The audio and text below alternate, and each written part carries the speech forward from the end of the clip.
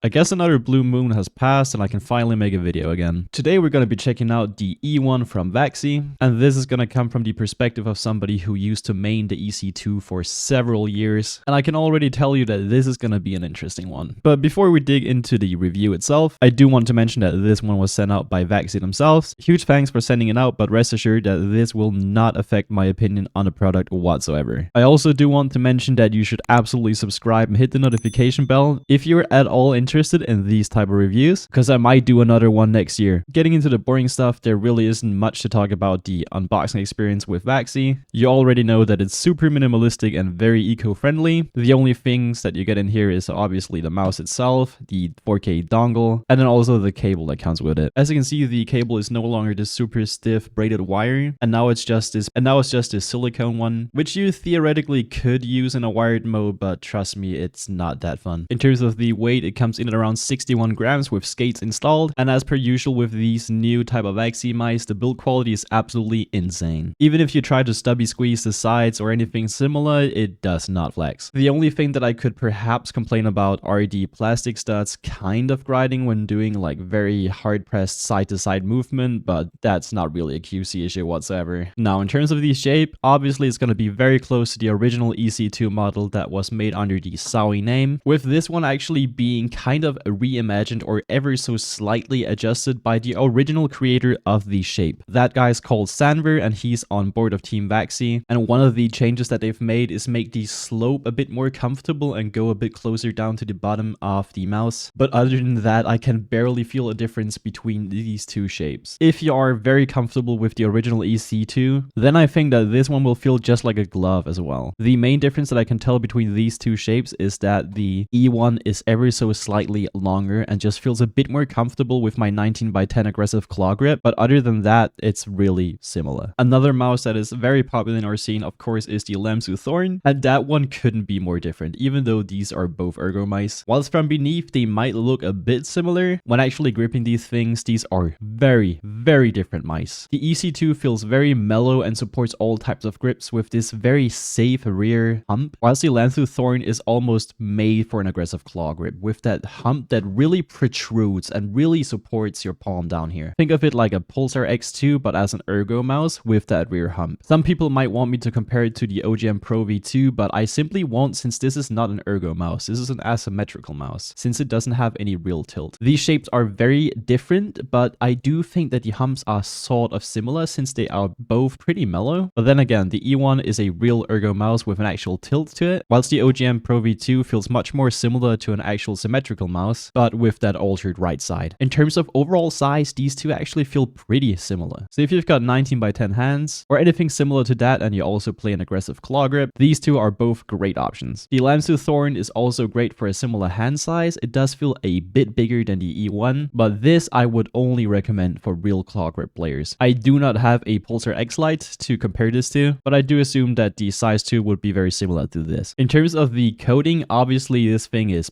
perfect. VAXEE have both their color palette and their coatings absolutely mastered. No matter if my hand is slightly cold and dry or if it's warm and kind of sweaty, this thing just grips. As you can see, I've got core pads installed, but normally this thing actually comes with those dyed white skates. I am not the biggest fan of just dyed white skates, but I will say that they do adhere better to the base of a mouse. I do not find that these stock skates are an issue, but obviously I will forever prefer core pads over those. Something that VAXEE is really good at is button tensioning, and when compared to certain budget mice, it really does feel that more premium, but I will not say that that justifies the entire price tag. These clicks definitely are a bit more on the lighter side, but you still have that tactility that reassures you that you're actually clicking your buttons. I will say that I did misclick quite a few times on my right mouse button when I first was trying to get used to it again, but after some adjusting, you just get used to it and it's really not an issue, and I do kind of prefer that spammable click over something that is really heavy. The side buttons definitely do have some post travel, but it's nothing out of the norm, and it's also not annoying in game whatsoever. I do think that they're also spammable enough and they're just fine. The scroll is rather light and the scroll click is also pretty decent. It's not too heavy and you can spam it if you want to. I just wouldn't say that the scroll click and the scroll wheel feels really premium, but it does just work and it is spammable. In terms of the battery life, if you use this thing on 1K, even on the competitive mode that it comes with in stock, stock. This thing lasts a long time, but obviously if you go competitive mode 4K, you will have to be charging it every third day probably. On 1K, I could easily use this up to 2 weeks. And as you might already know, I don't talk about pure performance or scientifical statistics or data sheets anymore. And if you want to know more about why, check the description down below. Now, in terms of the software, there isn't any. And that can get pretty frustrating because in order to find the manual for this mouse so that it can find out how to adjust the liftoff distance, for example, holy shit, I had to go through hell to find that thing. And so you don't have to, I will link it down in the description below so that you can find out how to do all your settings on this mouse, because there's some crazy key combos that are really difficult to find. So some feedback to VAXEE here, please make the user manual directly available on the store page because it is very difficult to find. VAXEE did actually state this year that they will come out with software for their mice in the future, so I would like to know if that is still happening because that will be pretty dope with like a small portable program. But other than that, your normal settings can be done down here from the bottom of the mouse with one singular button. You can change your DPI between the normal 4 stages, you can change your polling rate for up to 4K, and then you can also change your debounce time. Now to the conclusion, who is this mouse for? If you have ever mained an EC2 and you would like to know what the ultimate version of that would be, get this thing right now. If you are a huge fan of the EC1 or the EC3 shapes, don't get this thing because they might come out with different sizes in the future. However, as far as I know, that has not been confirmed yet. I also will say that the 60-gram weight does not feel annoying to me whatsoever at this size, even in a game like Fortnite where it's very hectic. But if this thing would weigh like 5 to 8 grams more, I would probably notice it since it's kind of a small mouse. I really did forget how small the EC2 actually was back then, especially compared to other mice on the market back then that were considered medium-shaped mice. Now, the thing is that these things get very expensive, especially if you live outside of the EU, inside of Europe, where the price can easily reach up over 200 euros with shipping and import fees included. But if you're able to buy this inside of your country for a decent price, or if you just live in the US, I would definitely say that the price tag is worth the product that you're getting because this thing is rock solid and you can definitely feel the esports grade quality that VAXEE is striving for. I could probably throw this at OnePlus like 20 times and it would still be perfect. Now, I'm not gonna clickbait again and say that this is my new main, but this is definitely one of the best mice that I've tried this year, mainly just because I used to be a huge fan of the EC2 and grind with that one on CSGO for years. But if I were to buy this myself inside of Switzerland for over 200 bucks, yeah,